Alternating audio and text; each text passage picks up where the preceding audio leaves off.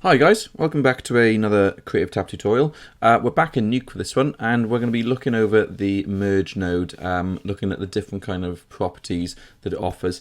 If you haven't already checked out the tutorial for looking at how the over operation works, I recommend you go and kind of have a look at that, because that looks at specifically the over operation, which can help kind of the understanding of the rest of the operations. But anyway, we're going to dive on in.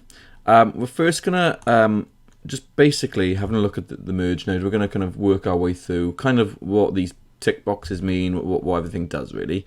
Okay, so what I've got is I've got two constants.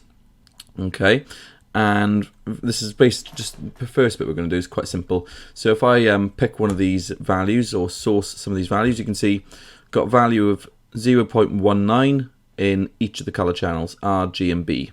In constant over here, we've got a value of 0.39. What I've got is a merge, and I've just chosen the operation plus.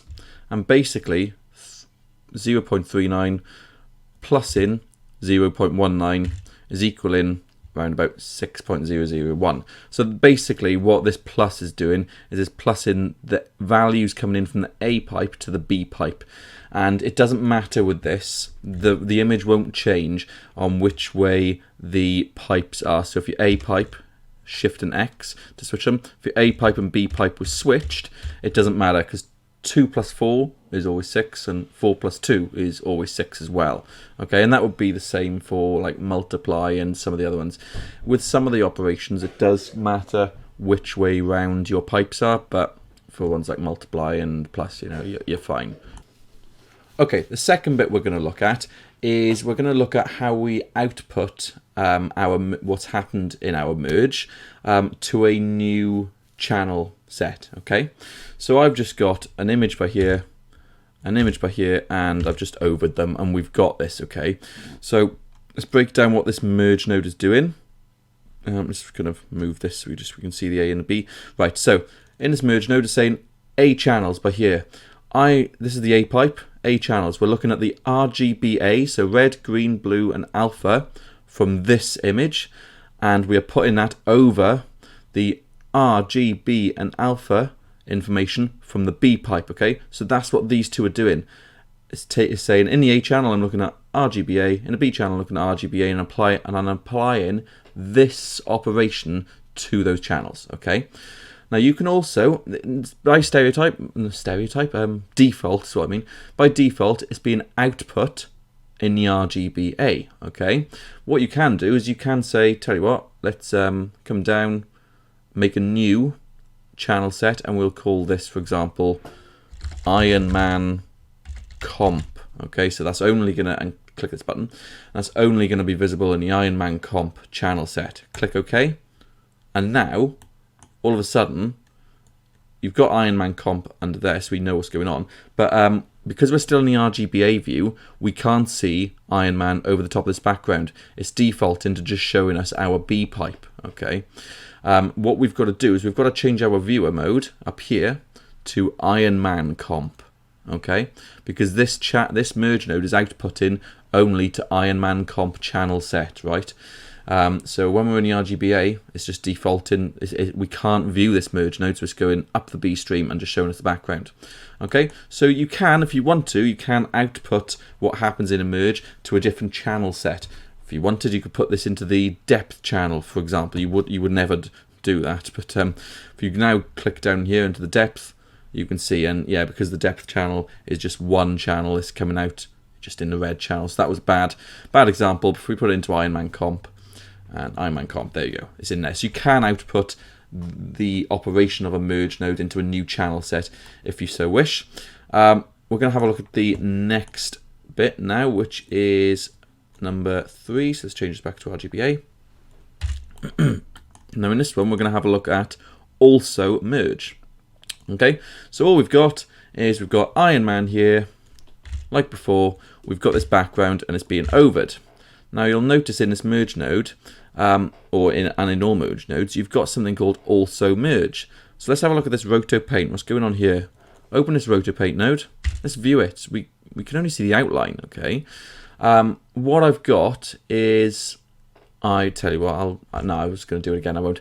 My output, instead of being set by default, your Rotopaint nodes are set to, let's just have that float in.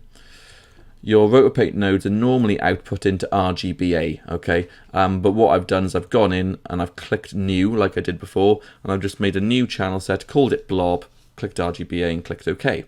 So what's happening is this shape that I've drawn, you can only view it when your viewer is set to blob. So it's just because I made that earlier. So if I click blob, now we can see we got this white shape, okay? And if we come to the merge, what we need to do if we want to view that as well, let's come back to RGBA. This merge so far, all it's doing is taking the RGBA information from the A channel, which is this red, green and blue, and alpha information from the image, and it's coming through and it's merging it with the RGBA information from this image. The information in the Rotopaint is in a different channel set, the blob channel set. So what you can do is you can go to also merge, and if I pick blob, okay, it's going to merge that blob information across. Okay, now we can't view it because we're still in RGBA viewing. If we go to blob now, we can now see it. But if this also merge was just set to none, it wouldn't be coming across. This information gets lost because this merge is only bringing in the A pipe, which is by here, the RGBA. But again, if we click also merge and bring across this blob stuff, I just named it blob because it is a blob, then as long as we're in the blob viewing mode, then we can see it. But again, let's go back to RGBA. So the information is there, but you have to go into the channel set up here. Okay, so that's what the also merge does. It brings across other stuff if you want it, which can be useful if you're trying to bring in a depth channel as well. So the next thing we're going to have a look at is, what am I doing? Is video color space. I'm going to go over this one quite quickly. I may do it again in a future. I may go into it in more detail in a future tutorial, but basically I think I've got the wrong setup there. Let's go over to this one. Merge 8. There we go. Wrong one. I've labeled them wrong. That's terrible. Let's just very quickly go video color space. Now this one, could make a bit more sense if you've come from something like After Effects and if you also understand color theory. Now Nuke is a linear package. Okay, so if we go to our plus and hover over video color space, this says Nuke's image processing functions assume that images are in linear color space. That's the color space Nuke works with.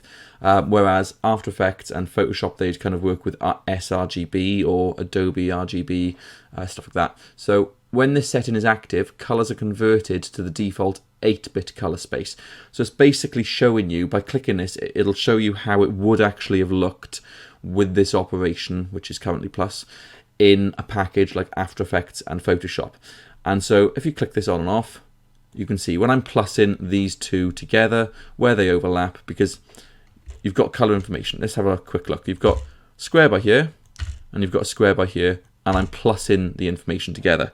Now, nothing's going to happen outside of where they cross over, because I'm in the A stream, I've got this green triangle, but when I'm plussing it over, it's like 0.163, but nothing in the B channel is behind it to plus it, apart from in here. So I've got 1 in the green channel, 0.16 over here. Let's have a look at the red channel. So I've got 0.09 in the green, which is coming in the A channel, and over here I've got 0.37. When they're added together, it comes to 0.046. Okay, but there's nothing to plus it behind, if you kind of get that. Now, when we do this plus operation, if we turn on video color space, this is how it looks in linear. But if you were to have done this in another software, turn on video color space kind of converts it, and you can see HSV, the values changing down at the bottom, okay, because that's how it would look in other softwares. So that's all you've got to kind of bear in mind, okay. If it's not quite looking how you'd expect it, kind of have a look, but it's when you've moved over. So let's have a look now at something called alpha masking. So I'll just rename this, because this is quite an interesting one which you will kind of use every now and then. Okay, so again over here I've got this this square and this square, and we know that they overlap like back here. But if I were to multiply them together, let's have a look at what's going on. Like I said earlier, let's look at this. We've got in our B stream, in our A stream, sorry, we've got this square. In our B stream, we've got this square. They only overlap in this area. So again, if you multiply 10 by nothing, you get nothing. If you multiply 20 by nothing, you get nothing. So what the software is doing, if I turn alpha masking on for a second, this, unless you turn alpha masking on, the multiply is only taking effect where they cross over, because otherwise you're multiplying this data from the A stream by nothing, because in the B stream there's nothing there. Okay, so this multiply operation only takes effect where they cross over. So this is how it actually should look when you use a multiply.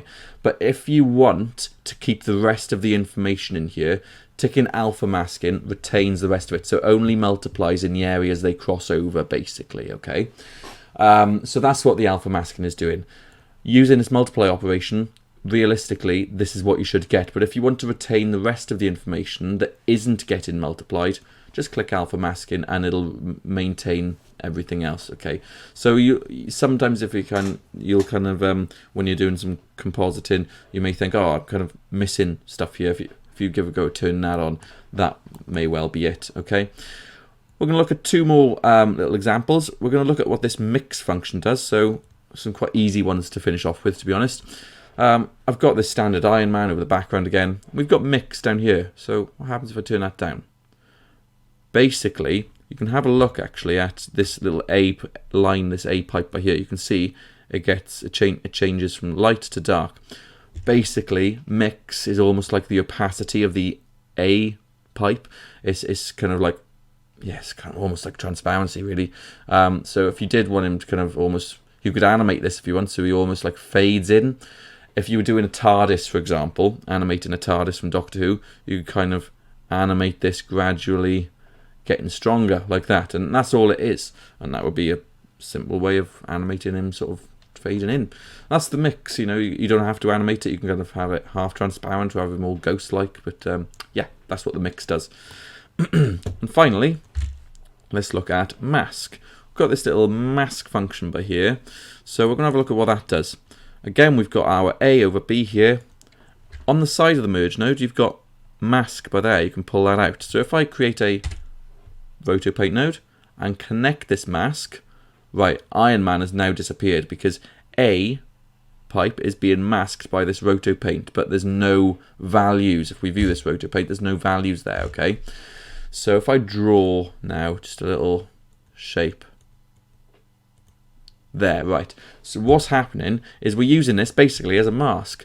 So we're masking in where we can see this A pipe, and if I go into the merge, I can actually disable this.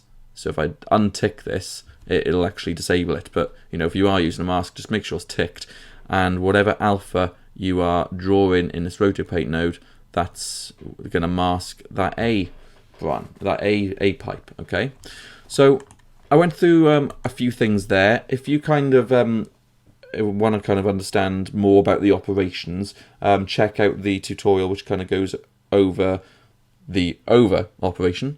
There was some stuff I didn't cover. That's because I will be doing some more advanced tutorials in the future. I did actually start recording this with an extra little bit kind of over here at the beginning. But I've cut that out of the edit because that did go into some advanced channel stuff, and I want to do that in the future when I've uploaded content that will kind of explain that, you know, in more detail, because it was just getting too more detailed. Okay, so cheers for tuning in. Hope you kind of picked up a few stuff by there and learnt a few stuff. So yeah, cheers for tuning in, and subscribe, leave a comment of what you want to see, and I'll catch you again. Cheers.